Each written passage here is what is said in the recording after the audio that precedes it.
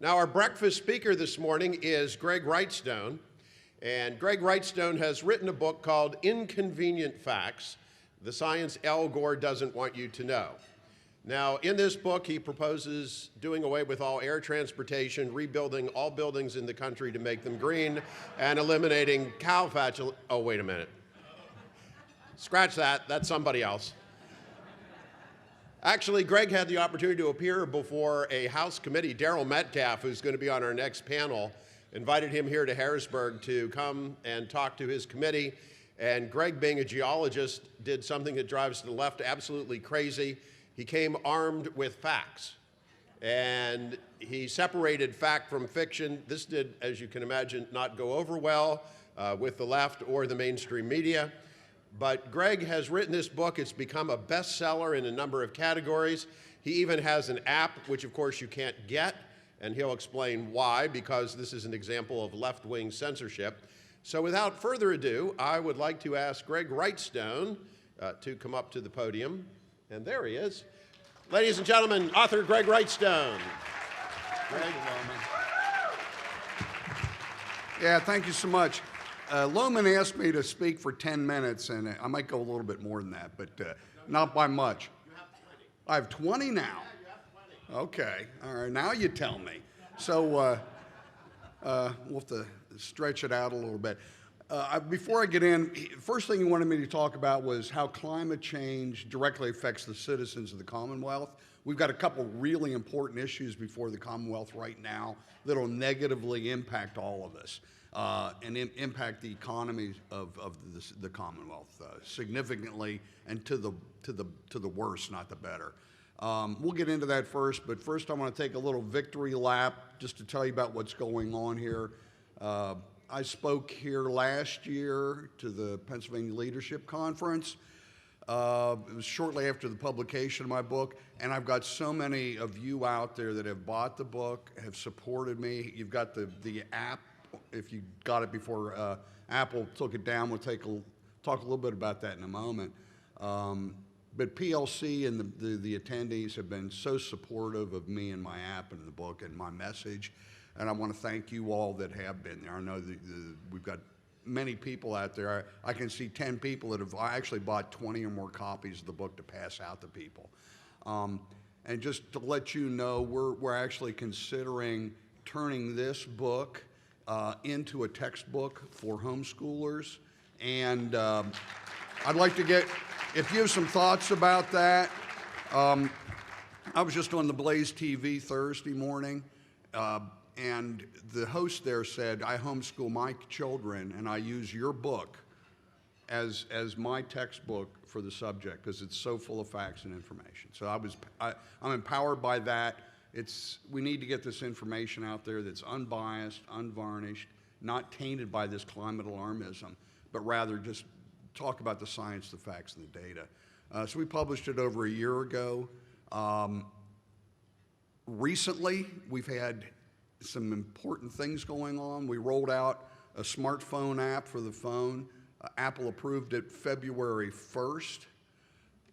We had it up for sale for 30 days, but first, February 14th, I went down to Dallas to the Mercury Studios, interviewed by Glenn Beck for half an hour. We launched the app on the Glenn Beck Show. We had 13,000 downloads in the next 10 days.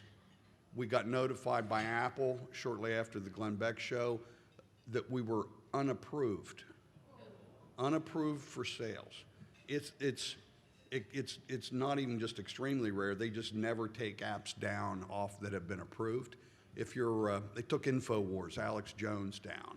I don't agree with that. I think everybody should have a mouthpiece, but I'm no Alex Jones. I'm providing science, facts, and data about an important subject. They've taken things down for pornography, hoaxes, fake sales. And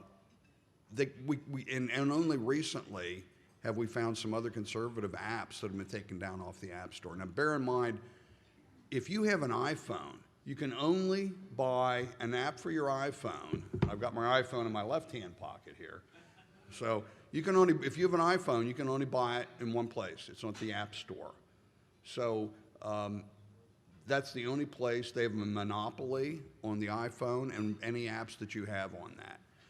They took it, they told us we were unapproved. We appealed it, and on February 28th, so again, this is all happening right now. This is 30 days ago.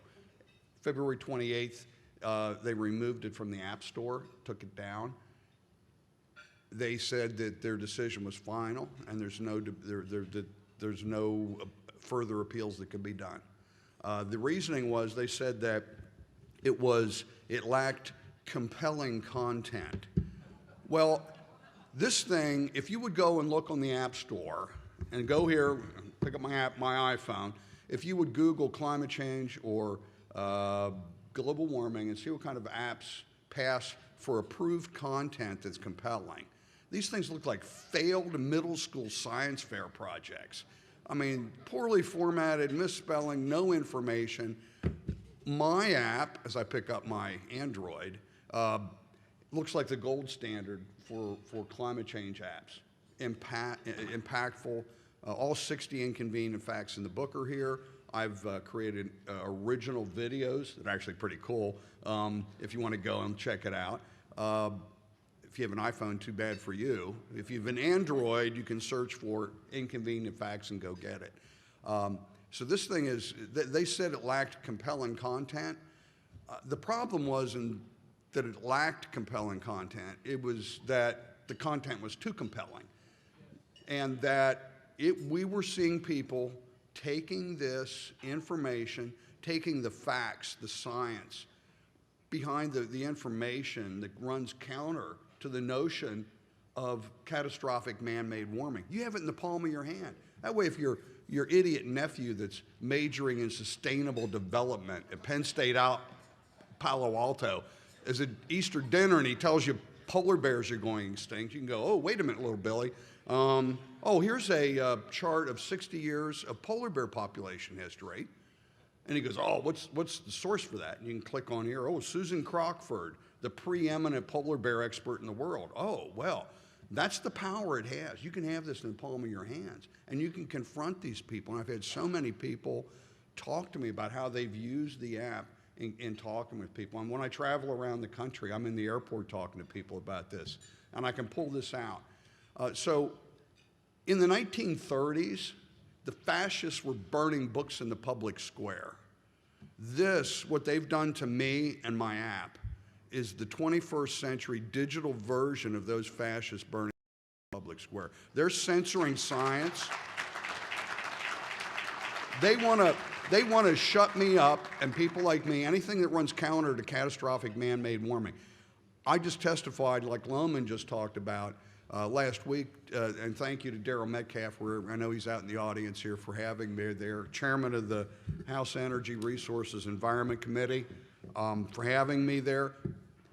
The Democrats in the room and some of the Republicans had never heard a rational, this was billed, bear in mind, prior to me getting up and speaking, this was billed as a science denier addresses the state government. I was called a science denier.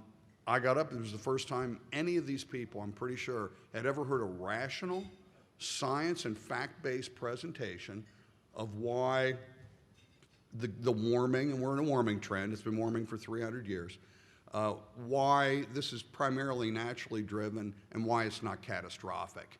And if you don't know what I say about this, my big contention is that rising temperatures and increasing CO2 are benefiting the Earth and humanity, and it ain't close. We're seeing just tremendous increases right and left, food production, declines in forest fires, contrary to what you might hear. So this is, it's been, when Apple took this down, it was the best thing to happen to the sales of the book. It blew up. It just exploded. We were the #1 story on Drudge for a day and a half. It was picked up by the Daily Signal, Heritage's Daily Signal, as one of their top stories there. Laura Ingraham had me on her show 2 weeks ago in the Ingraham Angle on One American News.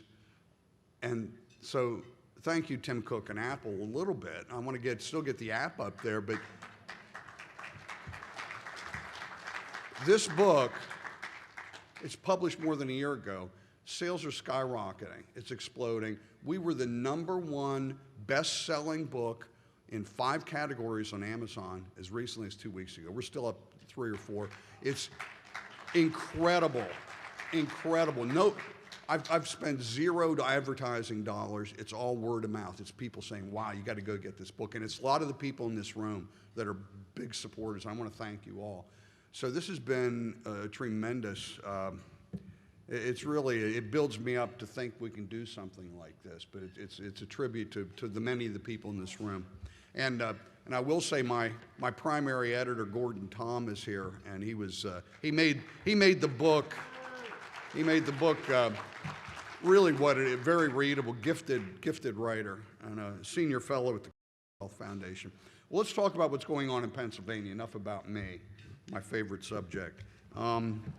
So Alexandria Ocasio-Cortez, thank you. Her Green New Deal has been sucking the air out of the room for a lot of the commentators and news and opinion analysts since they rolled it out in February. And the focus of the press has been on some of the craziest aspects of the Green New Deal, including transitioning completely away from fossil fuels and going to renewable energy by 2030. But the energy and environment aspects of the Green New Deal are really a small component of this, because it only, and I say it should be air hooks for only, is estimated to cost $6 to $8 trillion over the first 10 years. And the energy aspects are complete transformation to renewable energy, and that means no electricity from natural gas, coal, or oil. Upgrading of every existing building in the United States. That's right. Be ready to retrofit your home to make it worthy of Ocasio-Cortez's Green New Deal. And expanding high-speed rail to a scale that obviates air travel. What really has gone unreported are the social engineering aspects of this. And they're the really dangerous and costly portion of the Green New Deal. These are estimated to cost anywhere from $80 to $90 trillion over the first 10 years. You may not have heard this. This includes guaranteed jobs for all at a family-sustaining wage plus associated benefits, universal health care, guaranteed housing for all, and food security for every American, whatever that means. This isn't just an unworkable solution to solve a non-existent problem. It's Marxist ideology masquerading as environmental policy. They've rolled out every Marxist idea over the last 20 years to incorporate it into this Green New Deal. Fortunately for us, though, the Green New Deal is just a resolution. Even if it was voted on and approved, it would have no impact on us. But here in Pennsylvania, we don't have that option. We've got 2 proposals that we have that could significantly impact everybody in this room and all the citizens of Pennsylvania. The first proposal, and I talked to Darrell Metcalf a little bit about this and some others, and Frank Ryan here about this. The really troubling one is a petition for rulemaking that was filed in November of last year to the State Environmental Quality Board. It's to set up a comprehensive cap and trade program for the state. And according to the petition, Pennsylvania's environmental regulators will have legal authority and constitutional duty to place limits on greenhouse gas emissions. And this was a petition filed by the Philadelphia-based Clean Air Council and 61 other petitioners. They're calling on state regulators to establish a statewide cap and trade program and use California's system as a model. It's troubling in that we had 2 recent state Supreme Court decisions that have possibly strengthened their argument. And as we've seen in other rulings, our current justices seem to consider wording within our state's constitution as suggestions rather than strict guidelines. The overall effect of this would be to increase costs for all companies emitting CO2 and to make Pennsylvania less competitive, especially compared to adjoining states that won't have such actions. The second proposal is the Transportation and Climate Initiative. This is a multi-state collaboration. It's designed to achieve substantial reductions in transportation sector emissions. So this deals only with transportation, truck, cars. What they want you to do is go over to they want to go to cleaner transportation infrastructure. They want to Pennsylvania and 8 other northeastern states have this plan to cut greenhouse gas emissions from vehicles. And they stated part of what they have to do is use money, get this, use money from the new carbon market to invest in cleaner transportation infrastructure. Now, if you didn't catch that, let me repeat, and craft a plan to use money from the new carbon market to invest in fill in the blank, all right? What this is a money grab from all of us to fund more government. And what that's yet to be determined what exactly that's going to be. Pennsylvania Department of Transportation Secretary Leslie Richards said the agreement is a bold initiative to reduce carbon emissions from the transportation sector, which is the largest source of climate warming greenhouse gas in the region. Under the agreement, the Commonwealth would need to sort out how to lower tailpipe emissions and which fuels to cover and how to structure the market. But the focus will be on low carbon and transportation infrastructure such as public transit and zero emission vehicles. That's right, they want you all to convert to, it's really coal-fired cars, because that's what you're going to be. This is a coal-fired energy. If you're driving an electric car, you're driving a coal-fired car. It's really unworkable. We can't get to this non-fossil fuel dream that they have anytime soon. The proposal right now is before Governor Wolf, and he and the DEP have until November of this year to determine the specifics of the plan. So we're not clear about the details, but it's certain that taxes on diesel and gasoline would need to be increased, and whatever is enacted would make the Commonwealth less competitive compared to our neighboring states, such as Ohio and West Virginia, that would not have this.